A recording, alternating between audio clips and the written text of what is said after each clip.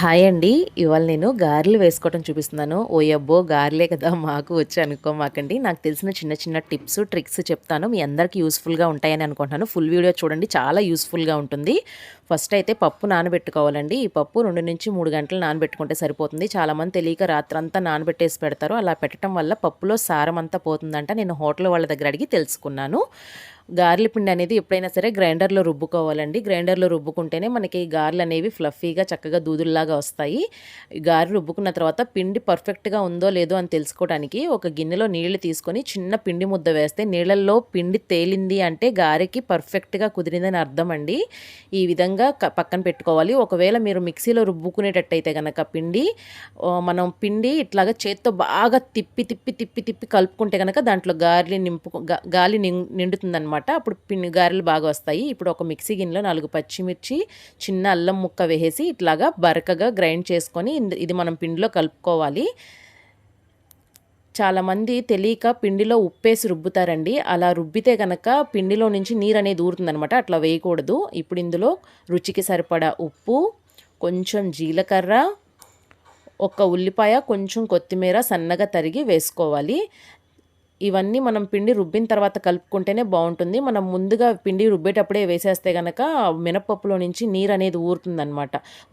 ఊరి మనకి గారెలు కొంచెం పిండి పలచబడుతుంది. పలచగా పట్టడం వల్ల ఏంటంటే గారెలు నూనె బాగా పీల్చేస్తాయి. సో ఎప్పుడైనా సరే ఈ విధంగా ఈ టిప్స్ పాటించండి, మీకు గారెలు పర్ఫెక్ట్గా వస్తాయి. ఇప్పుడు మనం పిండిని బాగా కలుపుకున్నాం కదా, ఇందులో మనం పాతకాలం పద్ధతి నుంచి వస్తున్నది ఏంటంటేనండి, మనకి పిండంతా కలిపిన తర్వాత ఇందులో కొంచెం నానబెట్టిన మినపప్పు అనేది కలుపుతారనమాట. మనం గ్రైండర్లో రుబ్బుకునేటప్పుడు ఒక గుప్పెడు పప్పు తీసి పక్కన పెట్టుకొని అది మనం ఈ స్టేజ్లో కలుపుకుంటే గారెలు వేసేటప్పుడు చక్కగా కరకరలాడుతూ వస్తాయి గారెలు. ఇప్పుడు నేను ఒక గుప్పెడు పప్పు తీసి పక్కన పెట్టుకున్నాను. ఆ పప్పు ఇప్పుడు వేసి ఇందులో కలుపుతున్నాను. ఈ విధంగా కలిపేసుకొని గారెలు వేసుకోవాలి. ఇంకొక టిప్ ఏంటంటే, మిక్సీలో గారెల పిండి రుబ్బేటప్పుడు 2-3 ఐస్ క్యూబ్స్ వేసి రుబ్బండి. మీకు పిండి అనేది తొందరగా నలుగుతుంది. ప్లస్ అది మనకి ఏ కన్సిస్టెన్సీలో కావాలో ఆ కన్సిస్టెన్సీలో రుబ్బినట్టుగా తయారవుతుంది పిండి అనేది. వాటర్కి బదులు 2-3 ఐస్ క్యూబ్స్ వేసుకోండి.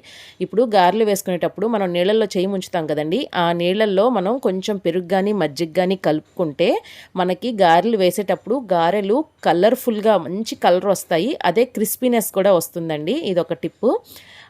నీళ్ళల్లో ముంచే బదులు మనం మజ్జిగలో చేయి ముంచుకుంటే కనుక మంచిగా వస్తాయి గారెలు రంగు. ఇప్పుడు ఈ విధంగా చేతిలో పిండి తీసుకొని ఈ విధంగా చిల్లి పెట్టేసుకొని గారెలు వేసుకోవాలి.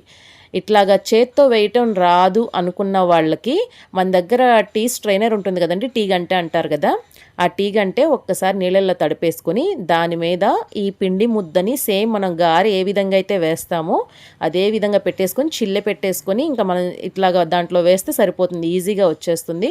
ఇలా కూడా లేదనుకుంటే మన దగ్గర ఒక పాలిథిన్ కవర్ వేసుకుంటే దాని మీద కొంచెం తడి చేసుకొని సేమ్ ఇదే పిండి ముద్దని తీసుకొని మనం గారెల్లాగా వేసుకోవచ్చు.